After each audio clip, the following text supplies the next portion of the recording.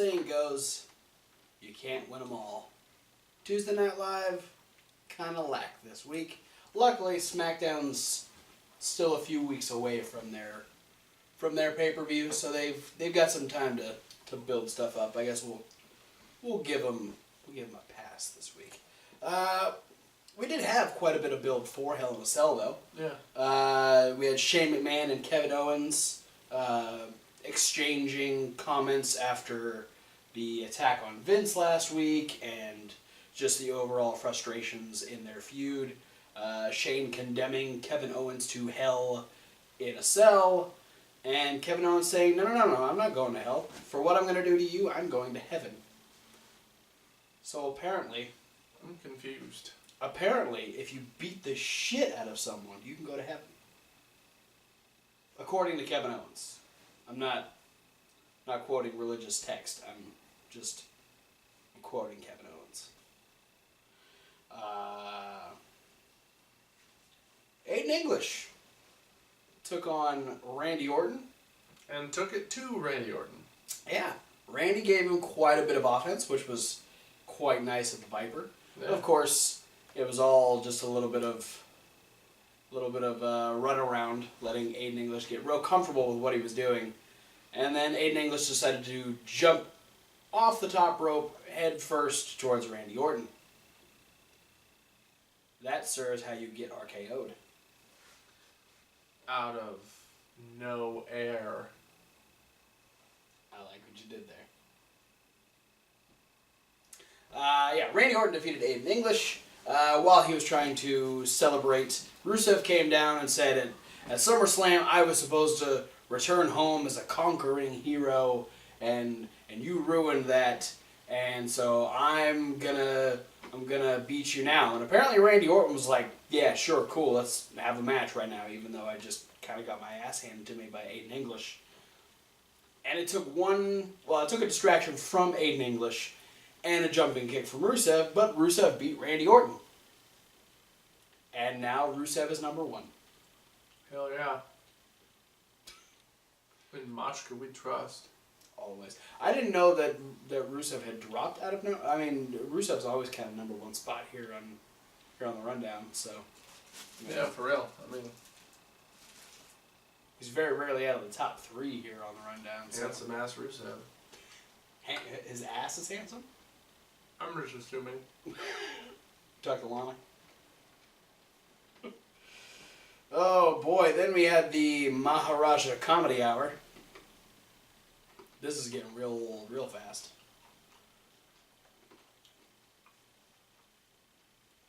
No comment. Yep. Styles versus Corbin. Didn't happen. What? Because Corbin decided to jump the gun and start beating up AJ before the bell actually rang. Oh, like the king of the shortcuts. Yeah. Which is AJ exactly was talking about before the match. AJ was legitimately calling him that, and so yeah, Baron Corbin decided to attack him before the bell actually rang. He didn't get to do a whole lot because then Ty Dillinger would come out and give Baron Corbin a little taste of his own medicine. Tied things up a little bit. Yeah, he gave him a chop block, tossed him out of the ring. What? Oh, man. We've only been doing this for 4 minutes. You already got 2. Yep. You're on a roll, man. Keep coming. Yeah, he got tossed out of the ring, and Baron Corbin's like grabbing at his ankle and all kinds of stuff, and then he ends up getting back into the ring, and then AJ puts him in the calf crusher and makes him tap out. Of course, the match isn't happening, so, I mean, AJ's still the U.S. champion anyway. Then he yelled at Renee for a little bit and said, oh, what, you want me to bitch, whine, and moan? I'm not going to do that, even though I just told you all the stuff that Ty Dillinger and AJ Styles just did to me. But I'm going to get even. I smell a triple threat match. What? Oh, that could be good. Put Ty in a title match. Do it. Speaking of title matches, we built a contendership for the women's championship at this particular junction in the show, as we had Charlotte come out, talk about how Rick is doing better, a slight plug for the book that they co-wrote. Second Nature. Yeah. she was interrupted by Natalya, who wanted to celebrate women, mostly herself, because she had a big old picture of her winning the title from Naomi at SummerSlam. And then Charlotte was like, well, hey, I'm glad you're out here because I was going to challenge you for that title. And Becky's like, hey, that's funny, I was going to do the same thing. And Naomi was like, hey, that's funny, I was going to do the same thing. And then Lana was like, hey, Tamina was going to do the same thing. And then Danny Bryan's like, you're all going to do the same thing because we're going to have a Fatal 4-Way for our main event, and the winner will go on to Hell in a Cell to face Natalya for the Women's Championship. But because on our pay-per-views, we don't need to put all the women in the same title match. Hey, it's funny how that works. Yeah, but before we got to that match, we had the New Day defeating the Hype Bros in tag team action with the Usos of commentary. Good match, actually, because Zack Ryder was in it. Zack ended up taking the fall, unfortunately, because Kofi did the trust fall to Mojo on the outside, and Zack ended up taking the Midnight Hour. And the Hype Bros are looking to have some sort of attitude change. Mojo's sick and tired of losing. Of course, when you suck, that's what happens. It's true. But he says that the only way, he says, unless something gives, they are going to have to do something drastic. What could they possibly do that would be drastic? I don't know. You don't care. Nope, not really. It's Mojo. You only care if Zack Ryder attacks Mojo. Yeah. What if Mojo attacks Zack and becomes the heel? I'd be a little surprised. You think so? Yeah. Well, I don't know. He seems to be the one that's most frustrated. Zack doesn't seem to give too much of a shit. And then we had Dolph Ziggler. Yep. He played the role of D-Generation X tonight. All two of them. Yeah. And at one point, both of them at the same time. Yeah, that was Multitasking. probably the most impressive thing he did on the entirety of SmackDown. Might be the most impressive thing he's done in his career. That's a lie. He's done some good shit years ago. And then our main event was a Fatal 4-Way to determine who would face Natalya for the Women's Championship. This match was pretty damn good. I enjoyed it. Tamina got to pick up the pace a little bit. I think this is one of her better showings in a long time. Plus, it helps when you got Naomi and Charlotte and Becky all in the ring at the same time. Mm-hmm. She still definitely looks like she's the most blown up by the end of the match, just because she's significantly older than all of the other girls in the match. But she held her own.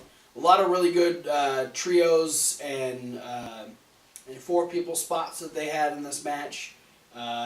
Even Lana getting involved just to get kicked in the face by Naomi. But in the end, after finishers and moves and slams and all kinds of shit going down, Tamina got booted in the face by Charlotte, and Charlotte pinned her, and she will go on to Hell in a Cell to face Natalya. Woo! Yeah. Not a whole lot happened on SmackDown. Not the most eventful. And not a whole lot happened on 205 Live either. Not the most eventful. Cedric Alexander versus Lee Brian Kendrick was good, since we actually got like the full match that we were supposed to get last week. Cedric Alexander picking up the win, reversing all kinds of stuff that Brian Kendrick was throwing at him towards the end. Reversed the sliced bread. He reversed the O'Connor roll into like a bridging jackknife pin, and was able to pin Brian Kendrick. They got into a little shouting match on the outside until Jack Gallagher came out and attacked Cedric Alexander from behind. Him and Brian Kendrick put the beat down on him. And then we had a little interview in the back with Dasha, where he said, I don't need to give a reason to any of the WWE universe as to why I did it. He said a quote: "You can be nice or you can be a winner," and so he's choosing to continue his career not being a joke and actually winning. Yeah, I like. He's still using the headbutt, but now it's like a very, very effective weapon. Yeah. Where he doesn't sell it like he used to. Yeah, it seems like he's hit the headbutt and then he'd like be dazed or fall over. Now the headbutt is like his missile offense. Yeah. Sort of thing, and it's just how he's gonna fuck everyone up. Yeah, and he's very direct with it now. It's rather than just that quick shot to the head, he's actually like going for the gut or like the right in the chest and stuff like that. So yeah, he's using it more as a weapon as opposed to the like get the fuck off me setup for my finisher. So then we had Drew Gulak giving us slide number 6 in his PowerPoint presentation, which was no cell phones, to which the entirety of the crowd brought out their cell phones. What? He also said that he was treated... It's almost as if he's told them that they all needed to be quiet, they would cheer or something. I feel like more heels need to do that. I feel like that would really get their point across. Yeah. He also said that he was treated extremely unfairly in fashion jail, and his attorney, which is him, is going to be having some issues with the fashion police. But then apparently he turned all of his attention back towards Akira Tozawa, to which Akira Tozawa came out, interrupted his whole little shtick here, and took on Noam Dar in a very simple yet fun match where Akira Tozawa hit a Trouble in Paradise, even though he's not Kofi Kingston, and then a top rope senton and defeated Noam Dar, and proceeded to get the entirety of the crowd war crying or chanting or whatever you want to call it at Drew Gulak. I just want to know what slide 7 is. I'm sure you'll find out next week. Okay. You just got to keep watching 205 Live. All right.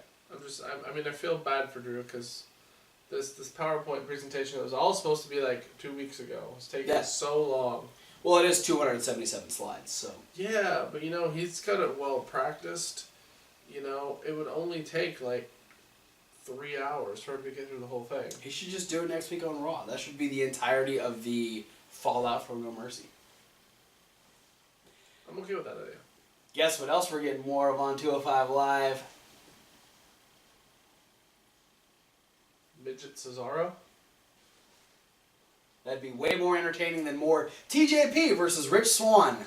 Fuck. Because Rich Swann was supposed to face Lince Dorado. TJP was like, no, man, we should do like a bunch more matches. Let's just do one more. Do one more match. That's all we gotta do.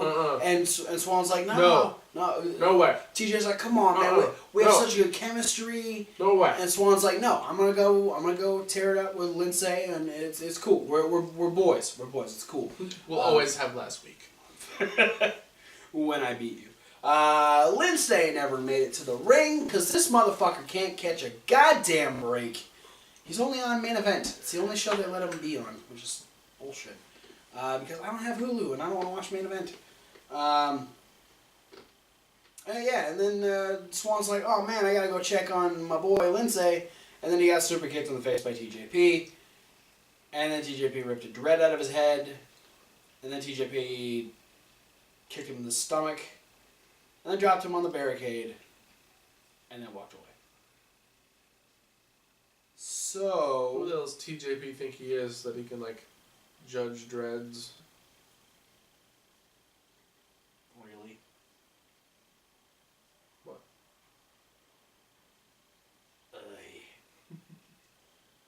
Then we had Enzo and Neville.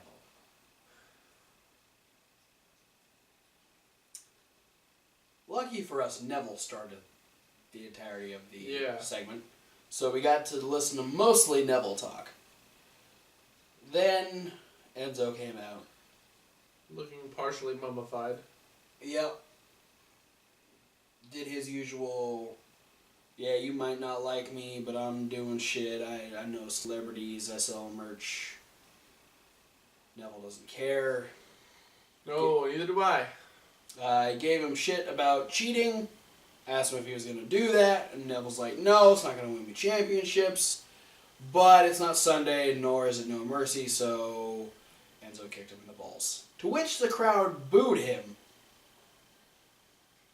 Then he asked him how he was doing, and they walked away. Kicked in the balls, he's still doing better than Enzo. Yeah. How's that feel, Enzo? He's still the Cruiserweight champion. What have you done, Enzo? You haven't even been a champion. No. Not even in NXT. No. Neville was the NXT champion. Yep.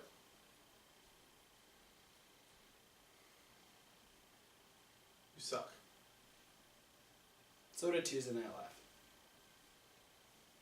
Yeah. He had like 2 good things happen. It's alright. Thanks for watching. Don't forget to like, comment, and subscribe. Click the links. There's a whole bunch of links. A podcast.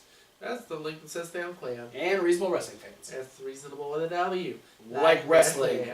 I got the other email that my other crate is on the way, so the Battle of the Boxes will be happening, if not the end of this week, it'll be happening next week, so look forward to that.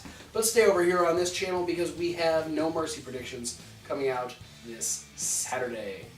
But for now, guys, thanks for watching, and we'll see you at whatever video you decide to watch next. Suck it. Fucking Yeah, that too. Fuck off. Mojo Raleigh.